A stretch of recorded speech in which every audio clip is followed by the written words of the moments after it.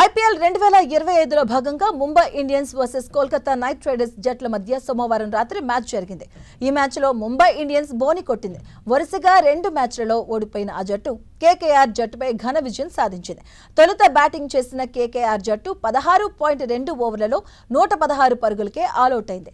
ఆ తర్వాత బ్యాటింగ్ చేసిన ముంబై జట్టు 12.5 ఓవర్లలో 2 వికెట్లు కోల్పోయి 121 పరుగులు చేసి ఈ సీజన్లో తొలి విజయాన్ని అందుకుంది. ముంబై ఇండియన్స్ జట్టు విజయంలో ఐపీఎల్ అరంగేట్రం బౌలర్ అశ్విన్ కుమార్ కీలక పాత్ర పోషించాడు. తన తొలి మ్యాచ్లోనే 4 వికెట్లు పడగొట్టాడు. తద్వారా ఐపీఎల్ తొలి మ్యాచ్లోనే 4 వికెట్లు సాధించిన మొదటి భారత బౌలర్గా రికార్డు సృష్టించాడు. కేకేఆర్ బ్యాటర్ రెహానాను అవుట్ చేయడం ద్వారా తొలి వికెట్ పడగొట్టిన అశ్విన్ ఆ తర్వాత ఒకే ఓవర్లలో రింకు సింగ్ అలాగే ఇంపాక్ట్ ప్లేయర్ గా వచ్చినటువంటి మనీష్ పాండేను అవుట్ చేశాడు. భారీ హిట్టర్ ఆండ్రే రస్సెల్స్ ను అద్భుతమైనటువంటి బంతితో క్లీన్ బౌల్ చేశాడు.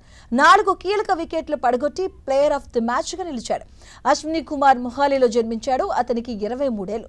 2022 సయ్యద్ మస్తాక్ అలీ ట్రోఫీ పంజాబ్ తరపున అరంగేట్రం చేసి 4 మ్యాచ్లు ఆడాడు. ఇక ఆ టోర్నీలో 5.85 ఎకానమీతో 3 వికెట్లు పడగొట్టాడు.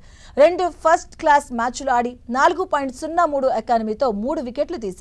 అయితే గత ఏడాది జరిగిన షేర్ ఏ పంజాబ్ T20 టోర్నమెంట్లో రాణించి వార్తల్లో నిలిచాడు. తద్వారా ముంబై మేనేజ్మెంట్ దృష్టిలో పడ్డాడు. ఇక ఈ ఫాస్ట్ బౌలర్ డెత్ ఓవర్లలో బౌలింగ్ చేయడంలో స్పెషలిస్ట్. ఐపీఎల్ 2024లో పంజాబ్ కింగ్స్ యాజమాన్యం అశ్విని కుమార్ను కొనుగోలు చేసింది. అయితే ఒక్క మ్యాచ్లోనూ ఆడే అవకాశం దక్కలేదు. ఐపీఎల్ 2025 మెగా వేలంలో అశ్విని కుమార్ను ముంబై ఫ్రాంచైజీ 30 లక్షలకు కొనుగోలు చేసింది. ఇక ఈ సీజన్లో 3వ మ్యాచ్లో ఆడే అవకాశం దక్కింది. దీంతో అంది వచ్చిన అవకాశాన్ని సద్వినియోగం చేసుకుంటూ తొలి మ్యాచ్లోనే అద్భుత బౌలింగ్తో 4 కీలక వికెట్లు పడగొట్టి ముంబై విజయంలో అశ్విన్ కుమార్ కీలక పాత్ర పోషించాడు.